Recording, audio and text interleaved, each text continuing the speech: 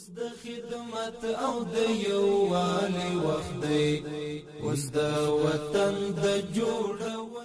راغلم کابل ته الکترونیکی تذکره ترلاسه کړم او دا تذکرې آینده وخت سره باید موږ پرمختګ وکړو، د نړۍ سره باید موږ د کاغذي تذکرو نور جوړې نه کړو، د الکترونیکی تذکرې جوړ کړو.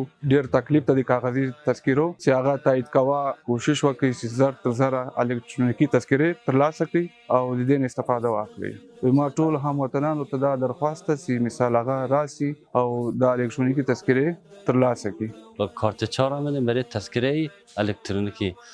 تذکره الکترونیکی بسیار تذکره خوب هم است که بایومتریک میشه. قبلا کاغذی بود، کاغذی هر نفر میتونه 2 تا 3 تا کاغذی بگیره، هیچ کس فرق نمیکنه. ولی بایومتریک است، با چشم و با انگشتای آدم اینا بایومتریک میشه، دیگه نمیتونی که 2 مشرم بگیری. خیلی خوب است تذکره الکترونیکی.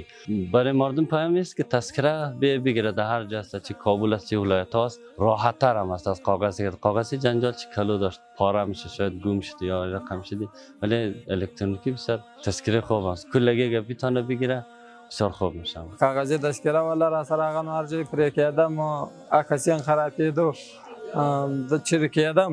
اوس راغلی یم دلته تذکره جوړوم، بایومتریک مې وکړه، لمرپۍ مې تحویل کړې، نو اوس مې دا جوړه کړه، ډېر خوشحاله یم. نو خلکو ته دا پیغام لرو چې راسي او دا کار په مخ بوځي او تذکره جوړه کړي. ښه اسانه ده، زر د سړي کار وخلاصوي. دا ښه کار ده چې دا تذکره سړی یا کاغذي لرې کړي او دغه جوړه کړي، دا خوندور شی. اوس د وطن د جوړونې وخت دی.